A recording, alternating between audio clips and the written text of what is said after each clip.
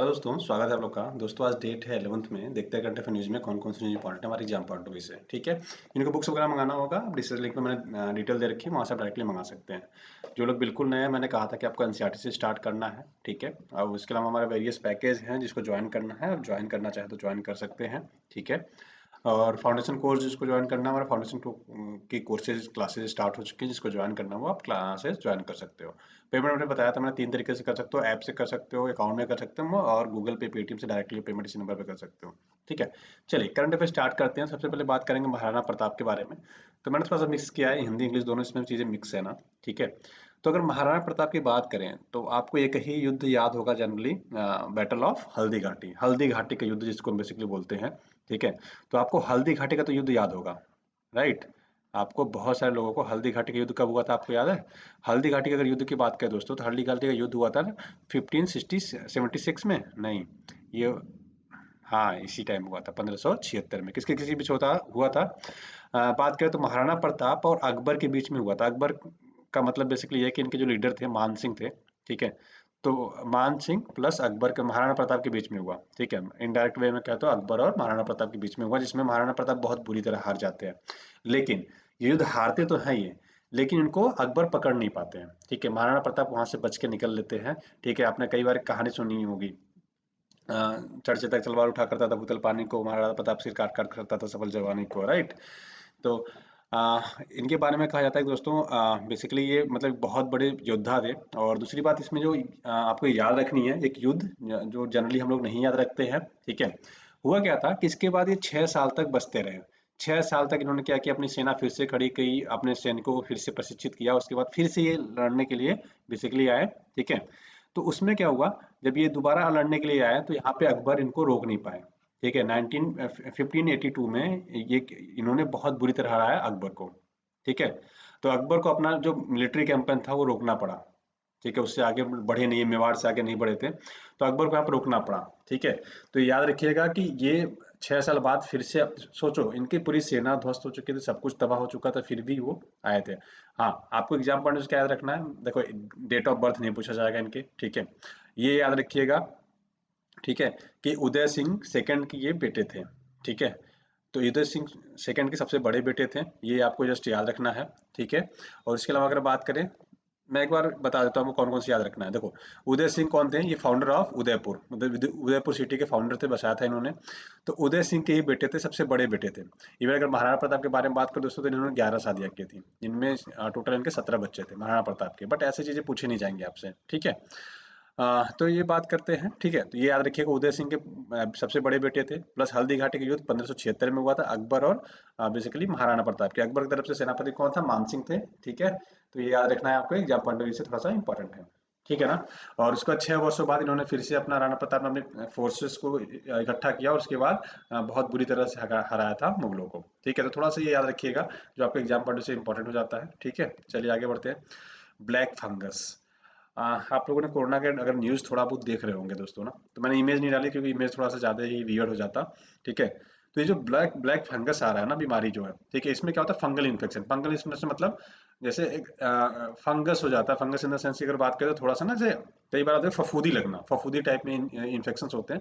Generally ये नाक और आंखों से स्टार्ट होता है। तो जनरली इसलिए हमें कहा जाता है कि देखो, नाक और आंख बेसिकली ये है कि हमें डायरेक्टली हैंड से टच नहीं करना चाहिए, फिंगर से टच नहीं करना चाहिए। इसलिए हमें हैंकी या रुमाल जिसको बोलते हो आप, रुमाल रखिए, राइट, नैपकिन रखिए, उससे टच किया करिए स्किन को, जिससे कि आपको इन्फेक्शन होने के खतरे कम हो जाते हैं। क्योंकि हाथों से हम हर चीज छूते हैं ना, और उसी हाथों से हम क्या करते हैं, फेस को भी टच कर लेते हैं। उससे क्या होता है कि हमें इन्फेक्शन के साथ खतरे बहुत ज्यादा बढ़ते हैं।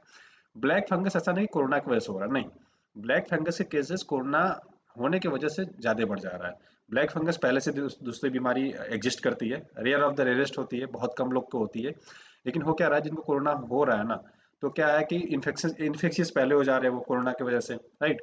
तो उस उसके वजह से क्या हो रहा है कि इन्फेक्शन बहुत ज्यादा बढ़ने लग रहा है। ठीक है, तो फंगल इन्फेक्शन याद रखिएगा। इसको हम लोग एक और नाम से जानते हैं, मिकोर माइकोसिस के नाम से भी जानते हैं।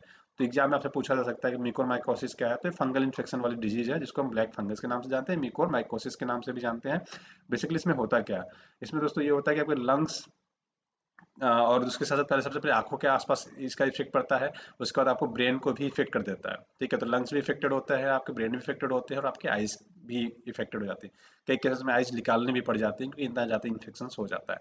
हाँ, अगर आप ये बेसिकली इनको किनको डिस्टर्ब करता है, जिनका इम्यून सिस्टम बहुत ज़्यादा वीक हो, नेचुरल इन्वायरमेंट में जो पैथोजेंस है उसके लड़ने में, फाइट करने में अगर आप स्टेबल नहीं है, तो उनको सबसे ज़्यादा बेसिकली ये क्या करता है, इन्फेक्शियस करता है। जैसे डायबिटिक पेशेंट है तो उनका क्या होता है, उनका मतलब एक तरह से कह सकते हो कि इम्यून सिस्टम थोड़ा वीक होता है, राइट। तो बेसिकली यही सारी चीज़ें होती है। तो आपको याद रखना है कि आपको इम्यून सिस्टम तो पहले ही बढ़ा के रखना है, आपको इम्यून सिस्टम अपना बना के रखना है। उसके साथ साथ एक्सरसाइज भी डेली करना है, योगा करने का टाइम मिले तो योगा करिए, और हाथ मुंह धोते रहिए। जनरली यही आपके पास उपाय है, इसके अलावा कुछ है नहीं, ठीक है।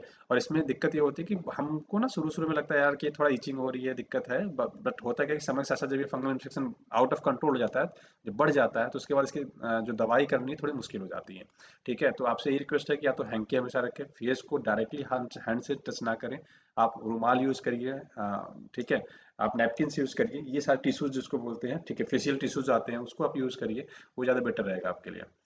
G7 मंत्री की दोस्तों बैठक हुई। अब G7 मंत्री की बैठक हुई तो आपको इसमें क्या-क्या एग्जाम पॉइंट उससे इंपॉर्टेंट हो जाता है। देखो, G7 के बारे में हमने, जहाँ तक मुझे याद है, 2-3 दिन पहले भी हमने पढ़ा था, राइट? G7 भी देखा था हमने, G8 भी देखा था, G20 भी देखा था। मुझे तो याद आ रहा है कि मैंने पढ़ाया था आपको 2 या 3 दिन पहले ही। अगर आप रेगुलर देख रहे होंगे तो मैंने आपको पढ़ाया था दोस्तों यहाँ पे, ठीक है? G7 के बारे में भी पढ़ाया था, राइट। उसके बाद G8 के बारे में डिस्कस किया था, क्रीमिया और आपको यूक्रेन वाला याद है, मैंने बताया था रसिया को बाहर कर दिया गया था। फिर उसके बाद G20 के बारे में पढ़ा था। इवन मैंने ये भी बताया था कि G20 से रिलेटेड कौन कौन सी कंट्री यूपीएससी का 2020 का पेपर देखेंगे ना, इसमें क्वेश्चन पूछा गया है। 2020 का क्वेश्चन पेपर देखो तो वहाँ पे आपसे पूछा गया है, राइट। तो ये याद रखिएगा, यूपीएससी 2020 में क्वेश्चन आया था इससे G20 से, तो आपको G7 भी पता होना चाहिए, G8 भी पता होना चाहिए, G20 भी पता होना चाहिए। जनरली यूपीएससी अगर पिछले साल पूछा है G20 तो वो नहीं पूछता, बट G7 आपसे पूछा सकता है। क्यों, उसके रीजन समझेंगे अभी। देखिए, सबसे पहले तो G7 में कौन कौन सी कंट्री है। अमेरिका है, ब्रिटेन है, कनाडा है, फ्रांस है, जर्मनी है, इटली और जापान है, ठीक है। अब इनकी विदेश मंत्रियों की बैठक हुई कहाँ पे, लंदन। तो यह इस बार होस्टिंग कंट्री कौन था, आपका ब्रिटेन था, ठीक है। कौन सा नंबर का ये था शिखर सम्मेलन, 47 शिखर सम्मेलन था इनका G7 का 2021 में, ठीक है। सॉरी, ये तो अभी किया जाएगा, मैंने कह दिया अभी संपन्न भी है। अच्छा, हाँ, एक चीज और याद रखिएगा, इनके विदेश मंत्रियों की बैठक हुई है, जो इनको जो ये विदेश मंत्रियों की बैठक हुई है, प्लस G7 का 47 जो शिखर सम्मेलन है जून 2021 में यूके में ही ऑर्गेनाइज हो जाएगा, जिसमें बेसिकली देश के लीडर पार्टिसिपेट करते हैं, मेजर जो लीडर होते हैं, प्रधानमंत्री, राष्ट्रपति, इसमें पार्टिसिपेट करते हैं, ठीक है। अब इम्पोर्टेंट आपके लिए क्यों, क्योंकि इस बार भारत को भी इसमें इन्वाइट किया गया था इस सम्मेलन में, ठीक है। इस सम्मेलन में कौन कौन रहेगा, अभी जो यहाँ पे भी होगा तो जून में होगा तो कौन कौन रहेगा, ऑस्ट्रेलिया रहेगा, भारत रहेगा, दक्षिण कोरिया रहेगा, दक्षिण अफ्रीका रहेगा, दक्षिण एशियाई सहयोग संगठन, मतलब आसियान के तो 10 कंट्रीज हैं, ठीक है। आसियान में कौन कौन सी कंट्री है, आ, देखो ये तो पता होना चाहिए यार, आसियान में कौन कौन सी कंट्री, अगर नहीं है तो एक बार जरूर पढ़िएगा, विकीपीडिया करिए, यहाँ पे आपको नाम मिल जाएगा। जैसे मैं एक बार बता देता हूँ, ठीक है। आप इंडिया के नॉर्थ ईस्ट रहेंगे तो सबसे पहले म्यांमार आ जाता है, फिर लाओस आ जाता है, ठीक है। फिर बाद थाईलैंड आ जाता है, कंबोडिया आ जाता है, उसके बाद आपका वियतनाम आ जाता है, मलेशिया आ जाता है, सिंगापुर आ जाता है, इंडोनेशिया आ जाता है, ब्रुनई आ जाता है, और आपका फिलीपींस आ जाता है। तो ये टोटल 10 कंट्री है, ठीक है, मैंने 10 बोल दिया। तो आप, अगर आपको नहीं समझ में आया तो आप जस्ट प्लीज जाके आसियान कंट्री के बारे में पढ़िएगा कि आसियान में कौन कौन से देश हैं, बस देश ही पढ़ लीजिए, कब बना था ये थोड़ा सा देख लीजिएगा।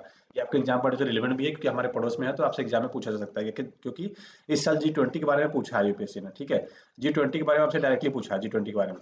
तो हो सकता है G7 के बारे में ना पूछे, किससे बारे में पूछ दे, आसियान के बारे में पूछ दे। तो ये थोड़ा सा आप याद रखिए, जो आपके एग्जाम पढ़ने से ज्यादा रिलेवेंट हो जाता है, ठीक है।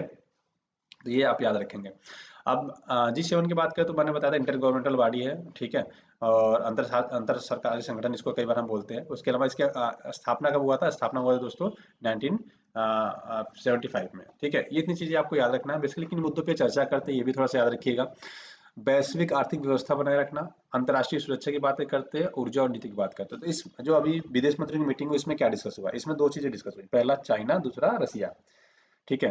कि रसिया यार मतलब बेसिकली बात करें तो यूक्रेन वगैरह के आसपास में सैनिक अपने भेजे थे, तो उसको लेकर डिस्कशन हुआ। थोड़ा सा चाइना को लेकर डिस्कस हुआ कि चाइना कैसे थ्रेड हो सकता है आने वाले टाइम में, चाइना क्या कर रहा है क्या नहीं कर रहा है। अभी आपने हाल फिलहाल में सुना होगा, अभी 2 दिन पहले की ही बात है, ठीक है, कि इनका एक बेसिकली बात करें लॉन्चर था जो बेसिकली कहाँ गिरा, इनका मालदीव के जस्ट बगल में गिरा। माले इनका एक जो कैपिटल है माले, उसके जस्ट कुछ दूरी पे गिरा। तो ये थोड़ा सा चर्चा में है। और बात सबसे बड़ी बात ये है कि कोरोना वायरस भी चाइना से आया है, तो बहुत सारे मुद्दों को लेकर डिस्कशन हुआ इस पे, बट वो डिस्कशन इंपॉर्टेंट नहीं था, आपको जो फैक्ट्स हैं एग्जाम पॉइंट ऑफ व्यू से वो हमने डिस्कस कर लिया।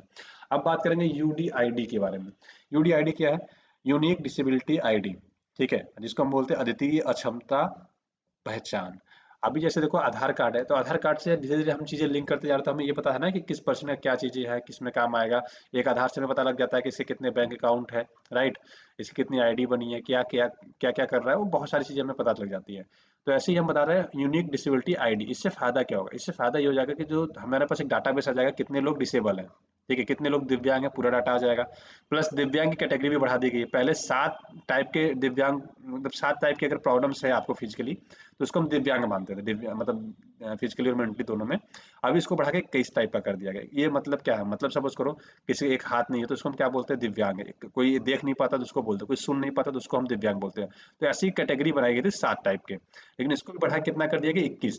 मतलब 21 प्रकार की इन चीजों में से कोई अगर आपके पास एक है तो आप दिव्यांग कहे जाएंगे, बेसिकली ये है।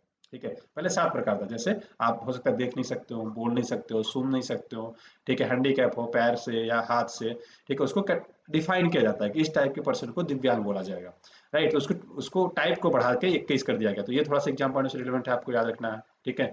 अपंगता बेसिकली इसको बोलते हैं, राइट। और प्लस सरकारी नौकरी में आरक्षण बढ़ाया जा रहा है दिव्यांगों को 3% से 4 तक, ठीक है। और सरकारी नौकरी में 3 से 4% कर दिया गया, और उच्च शिक्षण संस्थान में कितना कर दिया गया है? 3 से लेके 5% कर दिया गया। मतलब जैसे आईआईटीज, एनआईटीज, एम्स, इसमें आपको अगर एडमिशन लेना है ना, तो यहाँ के लिए इनकी जो कैटेगरी है, मतलब कैटेगरी को इनके 3 से 5% बढ़ा के कर दिया गया कोटा इनका, ठीक है। तो ये थोड़ा सा याद रखिएगा, आपके एग्जाम पॉइंट से थोड़ा सा रिलेवेंट हो जाता है, ठीक है। तो ये कहा गया कि 1/6/2021 तक जितने भी दिव्यांग लोग हैं सबका डाटा ऑनलाइन हो जाना चाहिए, ठीक है। इनकी एक वेबसाइट है, ठीक है, स्वामित्व करके, स्वा स्वावलंब कार्ड करके, स्वावलंब कार्ड .gov.in है। अगर आप यही टाइप करेंगे ना, अगर आप गूगल पे यही भी टाइप करेंगे यूनिक डिसेबिलिटी आईडी या यूडीडीआई भी करेंगे, तो वो स्वावलंब कार्ड .nic.in है, .gov.in है, तो वो आपको डायरेक्टली खुल के आ जाएगा, ठीक है। ऐसे ही दिखेगी वेबसाइट। ये जो नीचे आप इमेज देख रहे हो ना यहाँ पे, ये ऐसे ही वेबसाइट दिखती है पूरा, ठीक है। Unique ID, unique disability ID के नाम से ऐसे ही शो करता है, ठीक है। ये चीज़ याद रखेंगे। अब बात करते हैं गांठदार त्वचा रोग, लंपी स्किन डिजीज। बेसिकली मवेशियों में होता है दोस्तों, जानवरों में होता है, ठीक है। चर्चा में इसलिए है कि हमारे यहाँ लगभग 300 मिलियन के आसपास मवेशियां हैं, मतलब जानवर हैं बेसिकली। तो इसमें खतरा होने के चांसेस थोड़े से बढ़ जा रहे हैं। तो पहली बीमारी हमारे यहाँ इंडिया में मिला था 2019 में, उड़ीसा में मयूरभंज एक प्लेस था, वहाँ पे मिला था, ठीक है। अब इसमें होता क्या है? बेसिकली ये इसको लम्प्स स्किन डिजीज बोलते हैं। बेसिकली क्या होता है, जैसे कई बार ना हमें चोट लगती है तो क्या होता है, स्किन में से कहीं पे लड़ जाते हैं हम, अगर सर ही किसी से टकरा गया किसी चीज से, या आप आपस में सर लड़ा देते हैं, तो क्या होता है, स्किन फूल जाती है थोड़ी सी, है ना, ऐसे ऐसे पूरा स्किन यहाँ पे हमारा सूजन सा आ जाता है, तो उसमें हल्दी वगैरह बांधते हैं, राइट। तो ऐसे ही दोस्तों होता है इस बीमारी में, लम्प्स डिजीज में यही होता है कि आपकी स्किन एक तरह से ऐसे बॉक्स का बना लेगी, ठीक है, गोल सा, धीरे धीरे वो बढ़ता जाएगा, फिर उसमें घाव होगा, ठीक है। और कहाँ पे होता है पशु में? जनरली इनके सिर के पास, गर्दन के पास, अंगों के पास, मादा मवेशियों में स्तन ग्रंथियों के पास और जननांगों के पास। ये 2 से 5 सेंटीमीटर के व्यास के आसपास होती है, ठीक है। और धीरे धीरे बड़े आकार होकर घाव का रूप ले लेती है, तो उसमें पशुओं को बचाना बड़ा मुश्किल हो जाता है, ठीक है। अब कैसे फैलता है? बेसिकली मच्छर, मक्खियों और जुओं के वजह से बेसिकली होता है कि वो काटते हैं, फिर इन्फेक्शंस होते हैं, ठीक है। तो इसकी वजह से हो जाता है, और दूषित जल और भोजन से भी कई बार ये डिजीज हो जाती है, ठीक है। तो बेसिकली इसकी बात करें तो देखो, पहली ये बीमारी जब देखी गई थी तो 1929 में मिली थी, ठीक है। और दक्षिण एशिया में, अगर यहाँ पे बात करें, मतलब दक्षिण एशिया, साउथ एशिया में या एशिया में बात करें, सबसे पहला मामला जो था वो बांग्लादेश में इसको देखा गया था, ठीक है। भारत में ये मई 2019 में आ गया था, ठीक है। भारत में पहला मामला आया था, ये मई 2019 में उड़ीसा में मिला था। और वैसे बात करें तो ये बांग्लादेश में जुलाई 2019 में देखा गया था, ठीक है, जुलाई 2019 में, ठीक है। तो ये थोड़ा सा याद रखेंगे, भारत में ये बीमारी मई 2019 में पता चला था। और वैसे दक्षिण पूर्व एशिया में बात करें तो ये बांग्लादेश में देखा गया था जुलाई 2019 में, ठीक है। तो थोड़े से याद रखेंगे जो आपके एग्जाम पॉइंट से रिलेवेंट है। 2-3 न्यूज दोस्तों और रह गई है, थोड़ा सा लेट हो गया था इसलिए हमने रिकवर नहीं कर पाए उसको, मतलब कवर नहीं कर पाए उसको, ठीक है। तो नेक्स्ट क्लास में जब हम कल करेंगे डिस्कस करंट अफेयर, तो वहाँ पे हम डिस्कस कर लेंगे, ठीक है। जिन्होंने ऐप डाउनलोड नहीं किया डीकेएस अकेडमी का, आप डाउनलोड कर लीजिए। जस्ट आपको कुछ नहीं करना है, जस्ट आपको टाइप करना है डीकेएस अकेडमी, ठीक है। यहाँ पे आपको फ्री वीडियोस मिल जाएंगी। इवन हमारा विजन आईएएस का सेशन चल रहा है, राइट। तो विजन आईएएस दोस्तों 2020 जनवरी से लेकर हम 2021 मई तक करेंगे। अभी अप्रैल तक करना था लेकिन मई तक, क्योंकि यूपीएससी एग्जाम आपका पोस्टपोन होने की प्रोबेबिलिटी ज्यादा हो जाती है, ठीक है। तो उसको हम लोग डिस्कस करेंगे, ठीक है। जिन्होंने एनसीईआरटी का पैक ज्वाइन नहीं किया दोस्तों, ज्वाइन कर लीजिए। बाकी हमारे वेरियस कोर्सेज हैं जो अभी आप ज्वाइन करना चाहे कर सकते हैं। हमारा फाउंडेशन कोर्स स्टार्ट हो गया, अगर आपको ज्वाइन करना है तो आप कर लीजिए। ठीक है, तो आज की वीडियो में बस इतना रखते हैं। वीडियो देखने के लिए बहुत बहुत धन्यवाद, आपका दिन शुभ हो। Thank you so much, have a great day.